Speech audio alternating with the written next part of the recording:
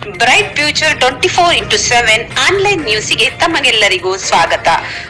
ಪಾವಗಡದ ತಾಜಾ ಸುದ್ದಿಗಾಗಿ ನಮ್ಮ ಚಾನೆಲ್ ನನ್ನು ವೀಕ್ಷಿಸಿ.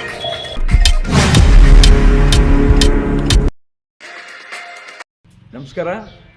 ಎಲ್ಲ ನಮ್ಮ ಪ್ರೇಕ್ಷಕ ಮಹಾಶಯರಿಗೆ ಹಾರ್ದಿಕ ಶುಭಾಶಯಗಳನ್ನು ಕೊಡ್ತಾ, ಬಂಧುಗಳೇ, 2024 ಕ್ರೋಧಿ ನಾಮ ಸಂವತ್ಸರವನ್ನು ಮುಗಿಸ್ಕೊಂಡು ನಾವೀಗ 2025 ವಿಶ್ವಾವಸು ಸಂವತ್ಸರಕ್ಕೆ ನಾವು ಕಾಲಿಟ್ಟಿದ್ದೇವೆ. ಈ ಒಂದು ಸಂವತ್ಸರದಲ್ಲಿ ಬಹುಮುಖ್ಯವಾಗಿ ಎಲ್ಲ ರಾಶಿ ಫಲಗಳನ್ನು ತಿಳಿಸ್ಕೊಳ್ಳೋಕ್ಕೆ ಇವತ್ತು ನಮ್ಮ ಜೊತೆಯಲ್ಲಿ ನಮ್ಮ ಪಾವಗಡದ ಪ್ರಖ್ಯಾತ ಜ್ಯೋತಿಷಿಗಳಾದ ಅನ್ಮೇಶ್ ಗುರೂಜಿಯವರು ಕಾರ್ಯಕ್ರಮಕ್ಕೆ ಆಗಮಿಸಿದ್ದಾರೆ. ಅವರಿಗೆ ನಾನು ನಿಮ್ಮೆಲ್ಲರ ಪರವಾಗಿ ಸ್ವಾಗತವನ್ನು ಕೋರುತ್ತೇನೆ. ಗುರುಜಿ, ಕಾರ್ಯಕ್ರಮಕ್ಕೆ ಸ್ವಾಗತ. ನಮಸ್ಕಾರ. ತಾವು ಈ ಒಂದು ಪಂಚಾಂಗ ಶ್ರವಣವನ್ನು ಪ್ರಾರಂಭ ಮಾಡಬಹುದು. ವೀಕ್ಷಕರಿಗೆ ವಿಶ್ವಾವಸು ನಾಮ ಸಂವತ್ಸರದ ಹಾರ್ದಿಕ ಶುಭಾಶಯಗಳು. ಸ್ವಾಮೀಜಿ, ಈಗ ಬಹುಮುಖ್ಯವಾಗಿ 12 ರಾಶಿಗಳ ಫಲಾಫಲವನ್ನು ತಿಳಿಸ್ಕೊಡ್ತೀರಾ? ಖಂಡಿತವಾಗಿಯೂ. ಈಗ ನೋಡಿ, ಮೊದಲನೇದಾಗಿ ಈ ವರ್ಷ ಮೇಷರಾಶಿಯವರಿಗೆ ಮತ್ತು ವೃಶ್ಚಿಕ ರಾಶಿಯವರಿಗೆ ಎರಡಕ್ಕೂ ಸೇರಿಸಿ ಒಂದೇ ಫಲ ಕೊಟ್ಟಿದ್ದಾರೆ. ಸೊ ಹಾಗಾಗಿ ಅದೇ ವಿಚಾರವನ್ನು ನಾವೀಗ ನೋಡೋಣ. ಮೇಷರಾಶಿ ಮತ್ತು ವೃಶ್ಚಿಕ ರಾಶಿಯವರಿಗೆ ಆದಾಯ 2 ಇರುತ್ತೆ, ವ್ಯಯ 14 ಇರುತ್ತೆ, ಆರೋಗ್ಯ 3 ಇರುತ್ತೆ, ಅನಾರೋಗ್ಯ 0 ಇರುತ್ತೆ, ರಾಜಪೂಜ 5 ಇರುತ್ತೆ, ರಾಜಕೋಪ 6 ಇರುತ್ತೆ, ಸುಖ 3 ಇರುತ್ತೆ, ದುಃಖ 3 ಇರುತ್ತೆ. ಒಟ್ಟಾರೆಯಾಗಿ ಇವ್ರದ್ದು ಮೇಷರಾಶಿ ಹಾಗೂ ವೃಶ್ಚಿಕ ರಾಶಿಯವ್ರದ್ದು ಒಂದು ಹೇಗೆ ಅಂದರೆ ಸ್ವಲ್ಪ ಸಾಲವನ್ನು ಮಾಡಿಕೊಂಡು ಹೆಚ್ಚಾಗಿ ಸಾಲ ಆಗುವಂತಹ ಸಾಧ್ಯತೆ ಇರುತ್ತೆ ಅಂತ ಹೇಳಿ ತೋರಿಸುತ್ತೆ.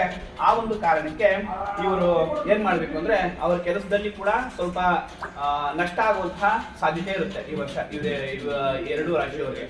ಹಾಗಾಗಿ ಏನು ಮಾಡಬೇಕು ಅಂದರೆ ಅವರು ಶನಿ ಮಂತ್ರ ಜಪವನ್ನು ಮಾಡೋದ್ರಿಂದ, ಶನಿ ಶಾಂತಿಗಳನ್ನು ಮಾಡಿಕೊಳ್ಳೋದ್ರಿಂದ, ಮತ್ತೆ ನಮ್ಮ ಪಾವಗಡದ ಶನೇಶ್ವರ ಸ್ವಾಮಿಗೆ ಪದೇ ಪದೇ ಭೇಟಿಯಾಗಿ ಅವರ ಆಶೀರ್ವಾದವನ್ನು ಪಡೆಯೋದ್ರಿಂದ ಅವರಿಗೆ ಸಮಸ್ಯೆಗಳು ಬಗೆಹರಿಯುತ್ತೆ ಅಂತೇಳಿ ನಾವು ಅರ್ಥ ಮಾಡ್ಕೋಬಹುದಾಗಿರುತ್ತೆ.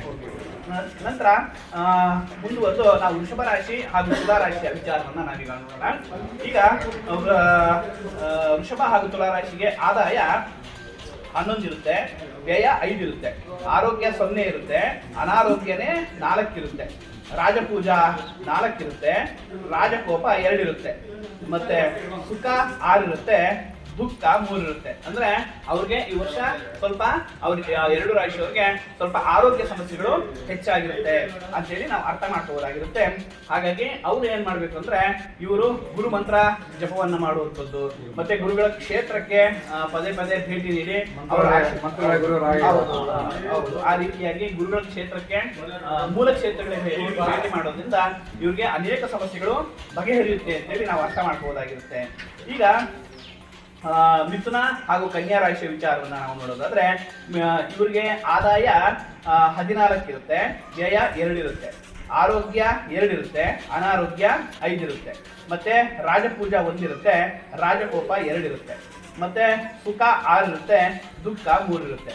ಈ ಮಿಥುನ ರಾಶಿಯವ್ರಿಗೆ ಮತ್ತೆ ಕನ್ಯಾ ರಾಶಿಯವ್ರಿಗೆ ಈ ವರ್ಷ ಸ್ವಲ್ಪ ಏನಾಗುತ್ತೆ ಅಂದ್ರೆ ಕಳತ್ರರಲ್ಲಿ, ಅಂದ್ರೆ ಗಂಡ ಆಗಿದ್ರೆ ಹೆಂಡತಿ ಆದ್ರೆ ಗಂಡನ ಜೊತೆ ಸ್ವಲ್ಪ ವೈಮನಸ್ಸು ಉಂಟಾಗುವಂತಹ ಸಾಧ್ಯತೆ ಹೆಚ್ಚಾಗಿರುತ್ತೆ. ಹಾಗಾಗಿ ಅವರು ಏನ್ ಮಾಡ್ಬೇಕಂದ್ರೆ ಅವರು ಈ ಒಂದು ಪರಿಹಾರವಾಗಿ ನರಸಿಂಹಸ್ವಾಮಿಯ ಒಂದು ಪೂಜೆಯನ್ನು ಮಾಡೋದ್ರಿಂದ, ಮತ್ತೆ ನರಸಿಂಹಸ್ವಾಮಿಯ ಸಂಬಂಧಪಟ್ಟ ಹಾಗೆ ಅವರು ಮಂತ್ರಗಳನ್ನ ಜಪ ಮಾಡೋದ್ರಿಂದ, ಅವ್ರ ಕ್ಷೇತ್ರಗಳಿಗೆ ಭೇಟಿ ನೀಡೋದ್ರಿಂದ ಈ ಸಮಸ್ಯೆಗಳು ಬಗೆಹರಿಯುತ್ತೆ ಅಂತೇಳಿ ಅರ್ಥ ಮಾಡ್ಕೊಳ್ಳೋದಾಗಿರುತ್ತೆ. ಈಗ ಕಟಕ ರಾಶಿಯವರ ವಿಚಾರವನ್ನ ನಾವು ನೋಡೋದಾದ್ರೆ ಕಟಕ ರಾಶಿಯವರಿಗೆ ಈ ವರ್ಷ ಆದಾಯ 14 ಇರುತ್ತೆ, ವ್ಯಯ 8 ಇರುತ್ತೆ, ಮತ್ತೆ ಅನಾರೋಗ್ಯ 6 ಇರುತ್ತೆ, ಆರೋಗ್ಯ 6 ಇರುತ್ತೆ, ಅನಾರೋಗ್ಯ 5 ಇರುತ್ತೆ, ಮತ್ತೆ ರಾಜಪೂಜಾ 6 ಇರುತ್ತೆ, ರಾಜಕೋಪ 3 ಇರುತ್ತೆ, ಸುಖ 3 ಮತ್ತೆ ದುಃಖ 3. ಇವ್ರಿಗೆ ಹೇಗಿರುತ್ತೆ ಅಂದ್ರೆ ಈ ವರ್ಷ ಅವರು ಕಟಕ ರಾಶಿಯವ್ರಿಗೆ ಹೇಗಿರುತ್ತೆ, ಕಟಕ ರಾಶಿಯವ್ರಿಗೆ ಹೇಗಿರುತ್ತೆ ಅಂದ್ರೆ ಈ ವರ್ಷ ಸ್ವಲ್ಪ ಯಾವುದೇ ಕೆಲಸವನ್ನ ಕೈ ಹಾಕಿದ್ರೆ ಅವ್ರಿಗೆ ಕೈಗಿಟ್ಟುವಂಥದ್ದು ಸ್ವಲ್ಪ ಕಷ್ಟ ಆಗುತ್ತೆ. ಅಂದ್ರೆ ಅವ್ರು ಏನ್ ಲಕ್ ಅಂತ ಇಷ್ಟು ದಿನ ಸ್ವಲ್ಪ ಲಕ್ ಇರುತ್ತೆ, ಸೊ ಈಗ ಅವರ ಲಕ್ ಏನಿರುತ್ತೆ ಅದು ಸ್ವಲ್ಪ ಕಡಿಮೆ ಆಗುವಂತಹ ಸಾಧ್ಯತೆ ಇರುತ್ತೆ. ಹಾಗಾಗಿ ಅವರು ಏನ್ ಮಾಡ್ಬೇಕಂದ್ರೆ ನವಗ್ರಹ ಶಾಂತಿಯನ್ನ ಮಾಡ್ಕೋಬೇಕಾಗಿರುತ್ತೆ. ಅತಿ ಮುಖ್ಯವಾಗಿ ಯಾರು ಅಂದ್ರೆ ಯಾರು ಈ ಮೀನರಾಶಿಯವರು ಹಾಗೂ ಕಟಕ ರಾಶಿಯವರು ಮತ್ತೆ ವೃಶ್ಚಿಕ ರಾಶಿಯವರು, ಈ 3 ರಾಶಿಯವರು ಖಂಡಿತವಾಗಿಯೂ ಕೂಡ ನವಗ್ರಹ ಶಾಂತಿಯನ್ನ ಮಾಡಿಸ್ಕೊಂಡ್ರೆ ತುಂಬಾ ಅನುಕೂಲ ಆಗುತ್ತೆ. ಅವ್ರಿಗೆ ಬರುವಂತಹ ಸಮಸ್ಯೆಗಳು ಈ ವರ್ಷ ತುಂಬಾ ಕಡಿಮೆ ಆಗುತ್ತೆ ಅಂತ ಹೇಳಿ ನಾವು ಅರ್ಥ ಮಾಡ್ಕೋಬಹುದಾಗಿರುತ್ತೆ.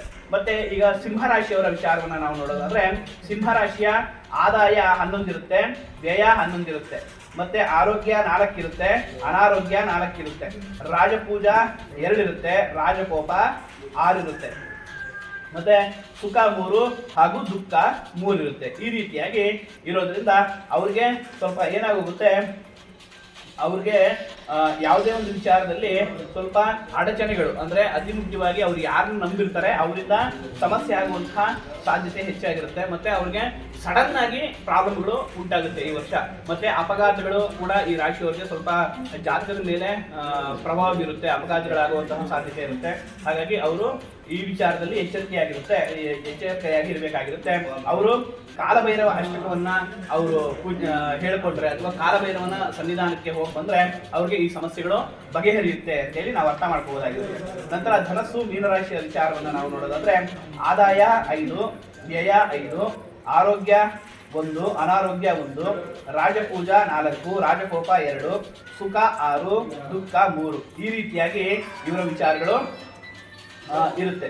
ಇವರು ಏನ್ ಮಾಡ್ಬೇಕು ಅಂದ್ರೆ, ಇವರು ವಸ್ತ್ರದಾನವನ್ನು ಮಾಡೋದ್ರಿಂದ, ಅತಿ ಮುಖ್ಯವಾಗಿ ವಸ್ತ್ರದಾನವನ್ನು ಮಾಡೋದ್ರಿಂದ ಇವರಿಗೆ ತುಂಬಾ ಚೆನ್ನಾಗಿ ಅವರು ಏನ್ ಅನ್ಕೊಂಡಿರ್ತಾರೆ ಆ ಕೆಲಸಗಳು ಆಗೋದಕ್ಕೆ ಪ್ರಾರಂಭ ಆಗುತ್ತೆ. ಇವರು ಧನಸ್ಸು ರಾಶಿ ಮತ್ತೆ ಮೀನರಾಶಿಯವರ ಸಮಸ್ಯೆ ಏನಂದ್ರೆ, ಅವರು ಏನ್ ಅನ್ಕೊಂಡಿರ್ತಾರೆ ಆ ಕೆಲಸಗಳು ಆಗೋದಿಲ್ಲ ಅತಿ ಮುಖ್ಯವಾಗಿ. ಮತ್ತೆ ಸುಖದ ಕೊರತೆ ಉಂಟಾಗುತ್ತೆ ಈ ವರ್ಷ. ಇವರಿಗೆ ಸುಖದ ಕೊರತೆ, ಏನೇ ಮಾಡಕ್ ಹೋದ್ರೂ ಅವ್ರಿಗೆ ಏನೇ ಇದ್ರು ಏನೇ ಸಿಕ್ಕಿದ್ರು ಕೂಡ ಅವ್ರಿಗೆ ಸಮಾಧಾನ ಅನ್ಸಲ್ಲ, ಸುಖ ಅನ್ಸಲ್ಲ. ಈ ರೀತಿಯಾಗಿ ಅವರ ಮನಸ್ಥಿತಿ ಮತ್ತೆ ದೇಹ ಸ್ಥಿತಿ ಉಂಟಾಗುವಂತಹ ಸಾಧ್ಯತೆ ಇರುತ್ತೆ.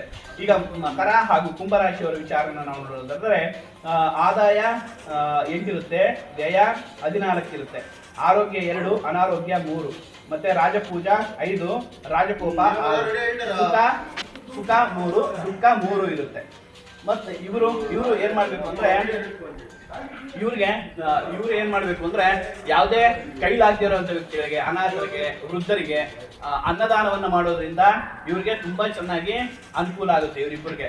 ಮತ್ತೆ ಕೂಡ ಈ ವರ್ಷದ ಆದಾಯ ವ್ಯಯದ ವಿಚಾರ 12 ರಾಶಿಗಳಿಗೆ ಅಂತ ತಿಳಿಸ್ತಾ ನನ್ನ ಮಾತನ್ನ ಮುಗಿಸ್ತೇನೆ.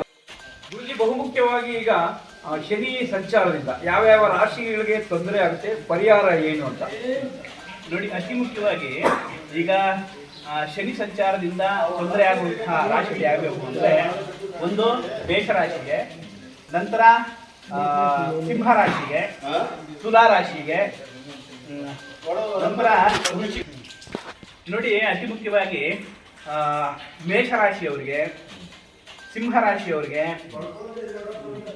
ಮತ್ತೆ ತುಲಾ ರಾಶಿಯವರಿಗೆ, ವೃಶ್ಚಿಕ ರಾಶಿಯವರಿಗೆ, ಮತ್ತೆ ಧನಸ್ಸು ರಾಶಿಯವರಿಗೆ, ಇಷ್ಟು ರಾಶಿಯವರು ಸ್ವಲ್ಪ ಈ ಶನಿ ಸಂಚಾರದ ವಿಚಾರದಿಂದ ಸ್ವಲ್ಪ ಎಚ್ಚರಿಕೆಯಿಂದ ಇರಬೇಕಾಗಿರುತ್ತೆ.